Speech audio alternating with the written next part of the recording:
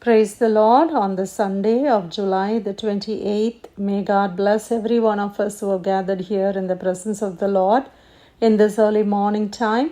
I greet you all in the precious name of our Lord and Savior Jesus Christ. The word that we are going to meditate today is taken from our Holy Bible from the book of Ecclesiastes, chapter 5, verse 4. Ecclesiastes, chapter 5, verse 4. When you make a vow to God, do not delay to pay it, for He has no pleasure in fools. Pay what you have vowed. Praise the Lord. Hallelujah. Let's thank the Lord for the beautiful word that God has given us to meditate this morning. So whenever you make a vow to God and you say, God, I'm going to do this for you. If you do this, Lord, I'm going to do this. We always make promises to God. We say, God, I'm making a vow. The word of God says, when you make a vow to God, do not delay to pay it. Don't delay. Whatever you have vowed to God, do it immediately. Because the Bible says He has no pleasure in fools. So what is the meaning? Only fools will say, I'll do this, I'll do that, and they will not even do anything. So He has no pleasure in fools. So pay what you have vowed. Whatever you have said to God, do it. Let's read a few verses. It talks about the house of God and how we should be. Walk prudently when you go to the house of God, and draw near to hear rather than to give the sacrifice of fools, for they do not know that they do evil. The Bible says, walk prudently when you go to the house of God. And why should you go to a house of God? It says to hear the word of God, to hear what God is trying to tell me. Today is a Sunday. Why do we go to church? To meet friends? To have a good time? What is the intention of going to church?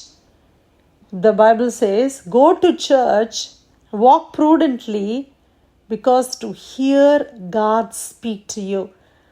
Rather than to give the sacrifice of fools, not to give any other sacrifice, because in the Old Testament time we know that they all went to house of God.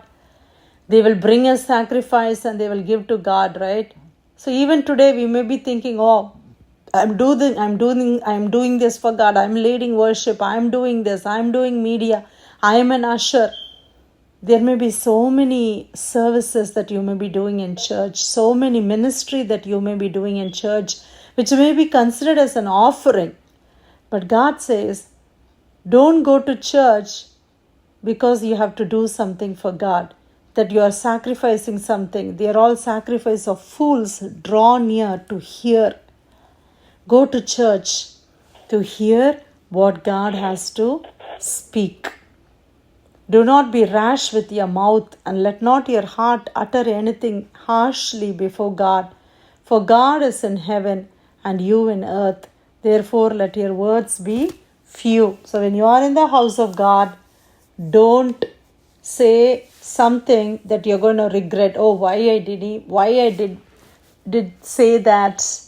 When you're emotional, when you're so much of emotions, then you say, God, I'm going to do this for you. Tomorrow I'm going to do this for you, Lord. Because sometimes we make false promises and we are not able to do. That is why God is saying, do not be rash with your mouth. Let not your heart utter anything hastily before God. For God is in heaven and you on earth. Therefore, let your words be few. For a dream comes through much activity, and a fool's voice is known by his many words. When you make a vow to God, do not delay to pay it, for He has no pleasure in fools. Pay what you have vowed. Better not to vow than to vow and do not pay.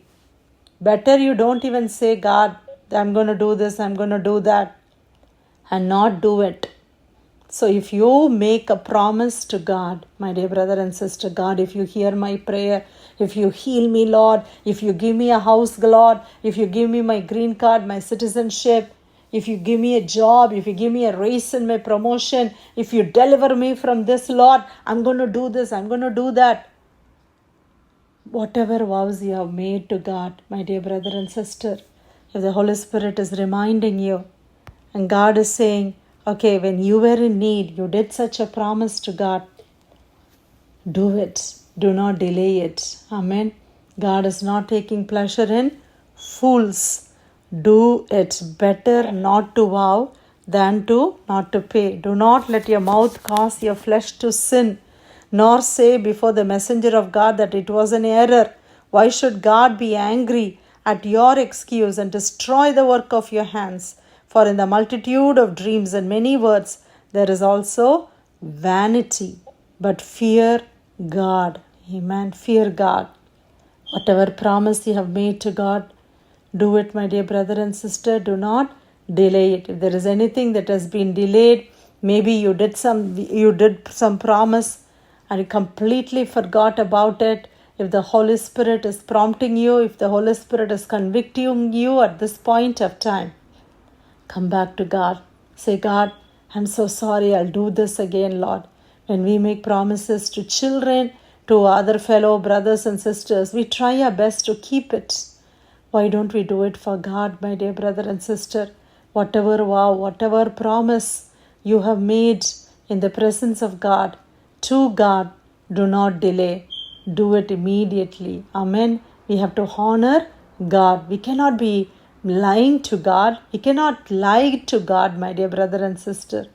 God is a good God. We have to do. We see in the life of Hannah, we see in the life of Jephthah. Do you see what Jephthah did? He promised that whatever comes out of his house, when he comes victorious, he was going to sacrifice.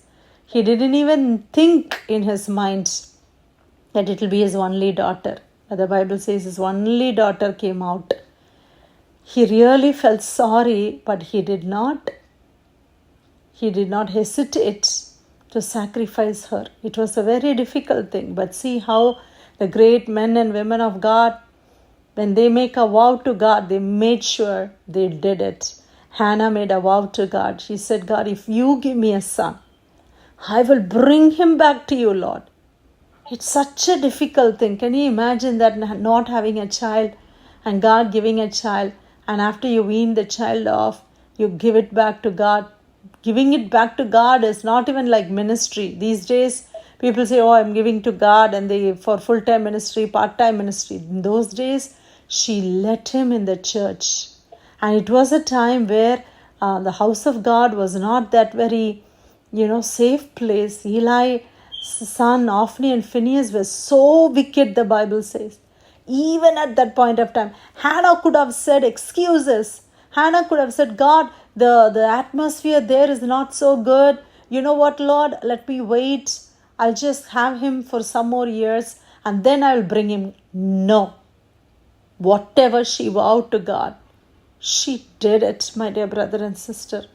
Whatever is our promises to God, let's never forget to keep it. Ecclesiastes 5:4. When you make a vow to God, do not delay to pay it, for he has no pleasure in fools. Pay what you have vowed. Dear God, we thank you for your precious word this morning, Lord. Help us to pay what we have vowed. Whatever we have said, God, we will do. Help us to do it, Lord.